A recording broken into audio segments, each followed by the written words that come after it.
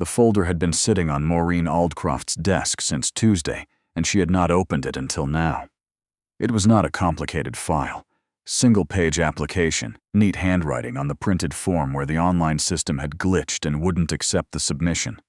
The position was facilities maintenance, nights and weekends, responsible for the 3rd and 4th floors of the Aldcroft Group's downtown Halifax office. The pay was modest. The qualifications required were minimal. Maureen had approved the job posting herself 3 weeks ago without giving it much thought, the way she approved most operational decisions that fell below a certain threshold of consequence. She almost set the folder aside again. Then she read the name at the top of the form, Frank Bellamy. She read it a second time. Then she sat back in her chair and looked out the window at the harbor for a long moment without seeing any of it. Frank Bellamy arrived for his interview on a Thursday morning at 8:45, 15 minutes early. He wore dark trousers and a collared shirt that had been pressed, but was beginning to show the kind of careful wear that comes from owning a limited number of good things and maintaining them meticulously. His hair had gone mostly gray at the temples.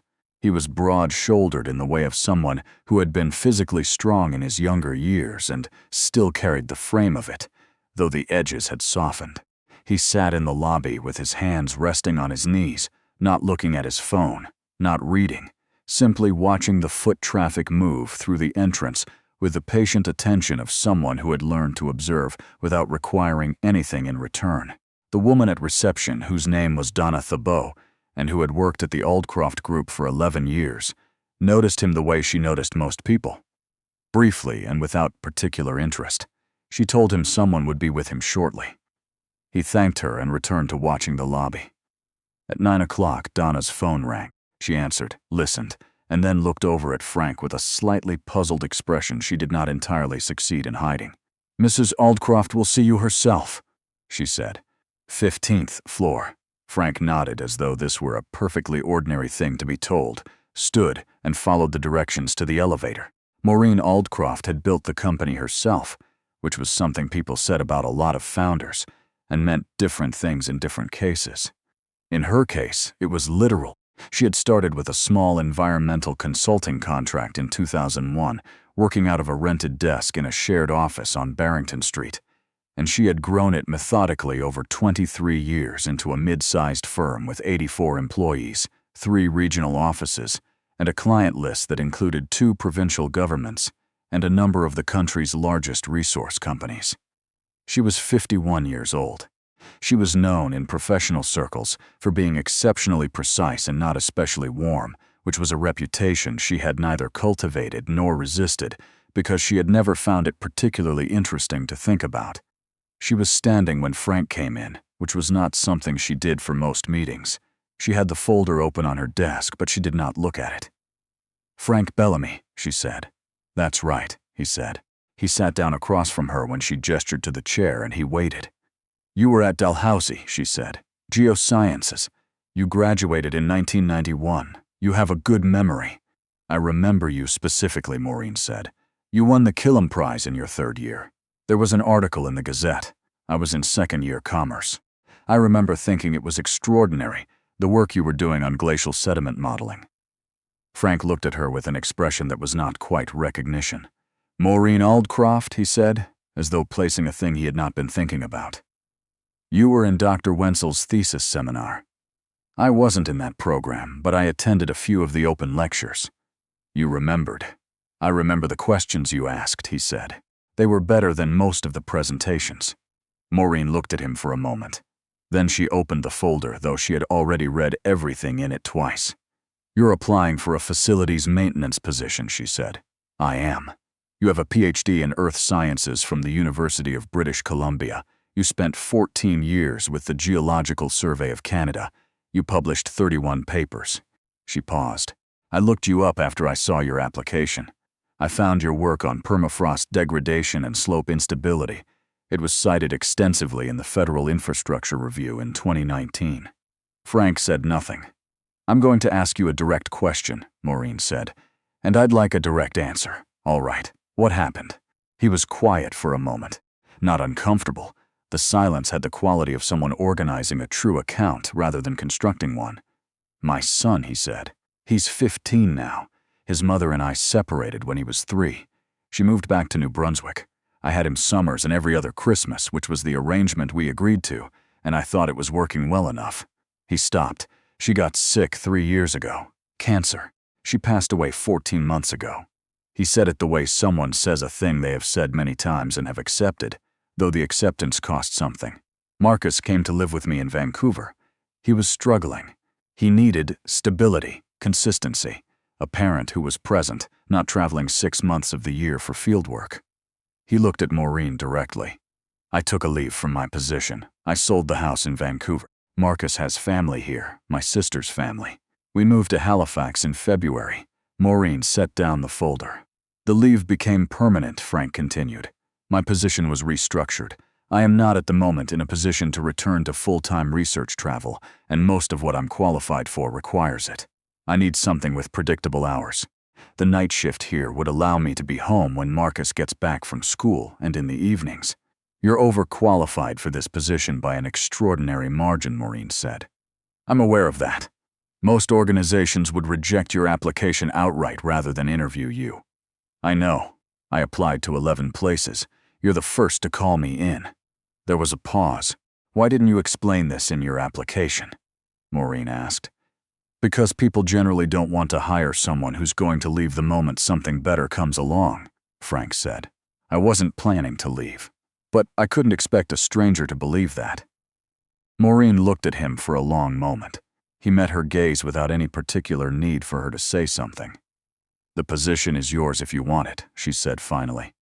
But I'd like to talk more before we settle on the details. Frank started the following Monday. He came in at 6 in the evening and worked until 2 in the morning, moving through the 3rd and 4th floors with a methodical quietness that was easy to overlook and nearly impossible to find fault with. The common areas were clean by 7. The recycling was sorted correctly, which was more than could be said for the previous person in the role. He restocked the supply closets without being asked and fixed a slow-draining sink in the 4th floor bathroom using a pipe wrench and a piece of replacement hardware he had bought himself and expensed for $8, which he noted on a small receipt attached to a handwritten explanation. The staff on the floors mostly did not notice him. This was not unusual for someone in his position, and he did not appear to expect otherwise. Priya Desroshin noticed him, though. Priya was a junior environmental scientist, 27 years old, 2 years out of her master's program, and she had the habit of staying late on Tuesdays and Wednesdays to avoid the kind of commute traffic that made her irrationally angry. She was usually the last person on the 3rd floor when Frank arrived, and she had developed the reflexive politeness of someone who had grown up being told to treat everyone with equal courtesy regardless of their role. "Good evening," she said the first Monday, not looking up from her screen. "Evening," Frank said, and began clearing the recycling. The second week, she looked up. "Do you want me to move? I can take my laptop somewhere else if you need to clean around here." "I'll work around you," Frank said. "It's no trouble." The third week, she said, almost to herself, while staring at something on her monitor. "I cannot figure out what's happening with this runoff model. The numbers keep drifting in the 3rd quartile, and I don't know if it's the input data or the interpolation." Frank set down the recycling bin. He looked at the screen from across the desk, not intrusively, just a glance. "What interpolation method are you using?" Priya turned in her chair. "Sorry, for the spatial data." "What method?" "Kriging," she said, "standard variogram." Frank was quiet for a moment. "Is your dataset accounting for the freeze-thaw cycle in the subsurface layer? In coastal Nova Scotia, you can get anomalous readings in the 3rd quartile if the model treats subsurface behavior as static." Priya stared at him. "How do you know about Kriging?" He picked up the recycling bin again. "I used it for about 15 years, he said, and moved on to the next section of the floor. Priya did not tell anyone about the exchange at first. She went back to her model and tried the adjustment Frank had suggested, a relatively minor recalibration of the subsurface parameters to account for seasonal freeze-thaw variation, and found that the drift in the 3rd quartile resolved almost entirely. She sat looking at the corrected output for a while. Then she went back to the supply closet where Frank was restocking paper towels. "That worked," she said. "Good," he said. "Who are you?" she said. "I mean, actually," "Frank Bellamy," he said. "That's not what I mean." He looked at her. "I used to be a research geoscientist," he said. "Now I'm the person who empties your recycling bin on Tuesday nights. Both things can be true." The moment that changed things happened on a Wednesday afternoon in March, though Frank was not present for the beginning of it.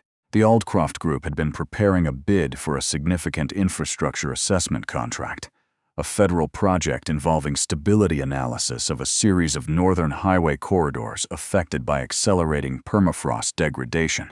It was the largest contract the firm had ever competed for.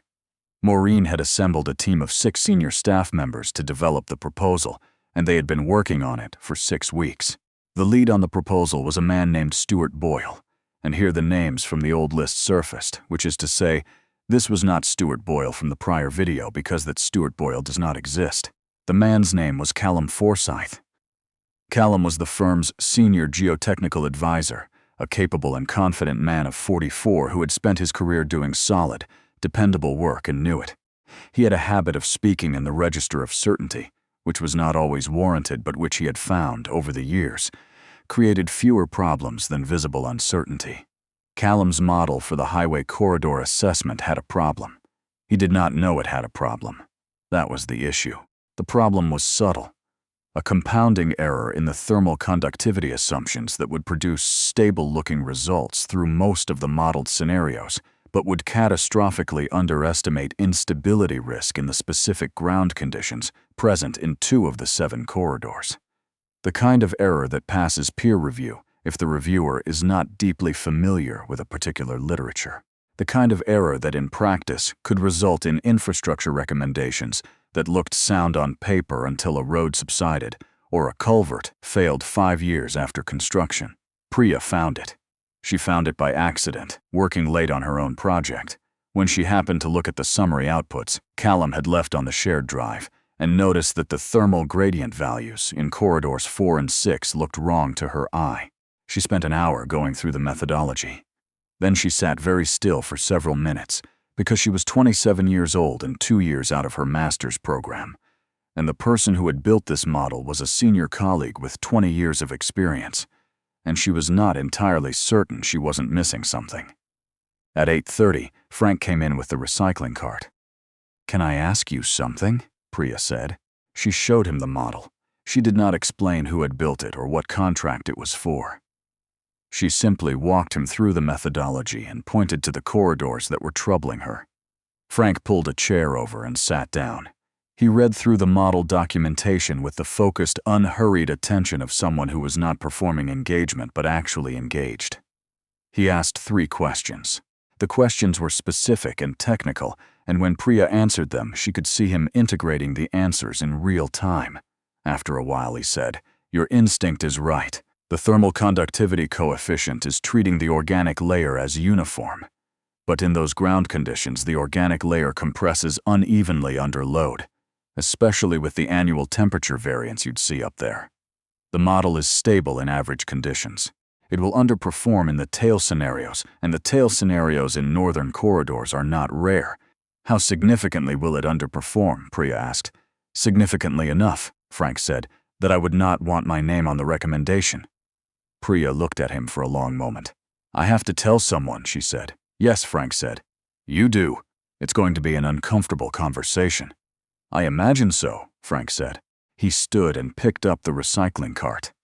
Uncomfortable conversations are usually the important ones. Priya went to Maureen the next morning.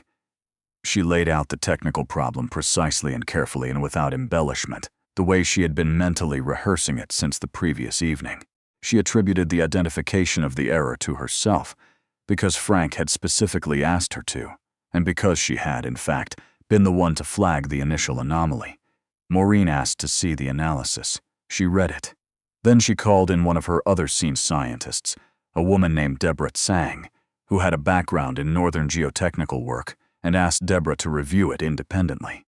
Deborah came back an hour later and confirmed the problem. The conversation with Callum Forsyth was, as Priya had predicted, uncomfortable. Callum's first response was defensive, which was understandable. His second response, after he had looked at the analysis carefully, was quieter and more honest. The error was real. He acknowledged it. The model needed to be reworked, which would take time they did not have a lot of. Maureen spent most of that day and the following morning in the emergency revision process, pulling in staff and restructuring the timeline. On Friday afternoon, she walked the corrected corridor analysis herself and found it was substantially changed in its risk conclusions for the two problematic sections. The difference mattered. That evening, she stopped by the third floor at 9 o'clock, when she knew Frank would be working. He was in the supply corridor, refilling a cleaning cart when she found him. "I know what happened," she said. "Priya told me, eventually. She told me you identified the error." Frank said nothing. "You have a PhD in earth sciences," Maureen said. "You spent 14 years doing exactly this kind of modeling. You identified a critical error in a proposal worth several $1,000,000. And you did it on a Tuesday night while emptying recycling bins, and you asked for no credit. Priya found the anomaly," Frank said. "I confirmed what she already suspected, Frank." He looked at her. "I want to talk to you about something," she said. "Not tonight. Come in Monday morning. Regular hours." He considered this for a moment. "I have Marcus's school thing Monday morning. I can be in by noon." "Noon is fine," Maureen said. "I'll have coffee." What Maureen proposed was not what Frank had expected, which was itself not a response he showed in any obvious way. She did not offer him a research position, though she had considered it. She had thought carefully over the weekend about what a person like Frank Bellamy actually needed, which was different from what she might have designed for him if she had not been paying attention. She had talked to Priya. She had read more of his published work. She had called a contact at Dalhousie who had known Frank from the research community and who, when Maureen mentioned his name, had gone quiet for a moment before saying, "Frank Bellamy is one of the most honest scientists I've ever encountered. If his work says something, it is true." What Maureen offered was a consultancy arrangement, part-time and flexible, reviewing technical proposals and fieldwork methodology for contracts above a certain value. The work could be done largely from home, in hours that suited him. It would pay considerably more than the facilities position. It would require no travel unless he chose to take it on. Frank listened to all of this without interrupting. When she finished, he said, "What happens to the maintenance position?" Maureen blinked. "We'd hire someone to fill it. I'd like to finish out the month," Frank said. "I started some things. I'd like to see them through." Maureen looked at him. "You want to finish your maintenance shift." "I said I'd do the job," Frank said. "I'd like to finish it properly." She was quiet for a moment. There was something in her expression that was not quite what she had expected to find there, not sentiment exactly, but something in the vicinity of it. "All right," she said. "The consultancy starts the 1st of April. You finish out March." Frank nodded. "That works." He stood to leave. At the door he stopped. "The proposal," he said. "The northern corridors. Corridor 6 has a secondary issue with the drainage gradient assumption. It's minor, but I'd have Deborah take a look before the final submission." Maureen stared at him. "You found a second issue. It may be nothing," he said, "but I'd check." He left. Maureen picked up her phone and called Deborah. Corridor 6 had a secondary issue with the drainage gradient assumption. Frank finished his last maintenance shift on a Thursday evening in the last week of March. He worked the usual hours, cleaned the usual floors, restocked the supply closet, and fixed a flickering light in the 4th-floor bathroom that had been flickering since January and that everyone had mentioned to each other, but no one had submitted a formal maintenance ticket for. He left a handwritten note for whoever took over the position, 3 pages long, describing the specific quirks of each floor: which drain was slow, where the cleaning solution cabinet latch stuck, the fact that the large recycling bin near the east stairwell needed to have its wheel adjusted every few weeks, or it pulled left and was harder to maneuver. It was written in the direct, informative tone of someone who took the work seriously and wanted the next person to be able to do it well. Priya found the note the following Monday when she came in early for a meeting. She read it at her desk. Then she read it again. It was, she thought, one of the more carefully written documents she had encountered at this organization, and she had reviewed a lot of technical proposals. She kept a copy of it. Marcus adjusted to Halifax in the way that 15-year-olds adjust to things, unevenly with periods of apparent indifference and sudden unexpected moments of engagement. He joined a geography club at his school, which Frank did not specifically encourage and was quietly glad about. He started talking more at dinner, which had been sparse in the first months after his mother's death, when meals had been something they moved through rather than shared. Frank did not talk to Marcus about the job change in any particular way. He mentioned that he had a new kind of work starting in April. Marcus asked if it paid better. Frank said it did. Marcus said that was good and returned to his homework. What Frank did not say, and did not particularly feel the need to say, was that the maintenance work had not been something he had merely endured. He had found in those late-night floors something that he recognized from long field seasons spent in remote terrain, the particular quiet of physical work done alone, the satisfaction of a thing completed and visible. He had liked the building at 9 in the evening when the day staff had gone home and the offices were empty, and the only sound was the cartwheels on the flooring. He had liked that the work was honest, and that it asked only for attention and steadiness, which were things he had in some supply. He kept his ID card from the facilities position. He put it in the small dish on his dresser where he kept his keys and his watch, and he did not move it when the new consultant lanyard arrived. Marcus saw it there one morning and picked it up. He looked at the photo, his father in the clean shirt, the quiet expression that was just his father's face when a camera appeared, and then set it back down without comment. But he set it down carefully. The federal contract was awarded to the Aldcroft Group in June. Maureen sent a brief message to the full staff when the notification came through. The message named the team members who had worked on the proposal. It mentioned in the final line that the technical review process had caught and corrected a significant modeling issue prior to submission, which had materially strengthened the final document. No names were given for the catch. This was, as far as anyone in the office could tell, simply a matter of professional discretion. Priya knew. Deborah Tsang had a reasonable sense of it. Callum Forsyth, who had revised his portion of the model with genuine care and considerable lost sleep, knew that the error had been found by someone, though the full account had not been shared with him. Frank received the same message as everyone else, in his capacity as a part-time consultant now listed in the company directory. He read it and moved on to the document he was reviewing, which was a geotechnical assessment of a tidal erosion project on Prince Edward Island. There was a problem in Section 3. He made a note in the margin. He was not the kind of person who needed a story to have a certain shape in order to believe it was worth living. He had known too many years in the field, where the work went on regardless of whether anyone was watching or whether the results were significant enough to merit celebration, where the value of a thing was in the doing of it and in the honesty of the doing. He had learned in those years and in the harder years since that the men and women he most respected were not the ones who had arrived somewhere visible, but the ones who had continued with care through the spaces where no one was looking. He made another note. Outside the window, the harbor was gray and bright with early summer, the kind of Halifax morning that arrived without fanfare, and was, for that reason, exactly itself.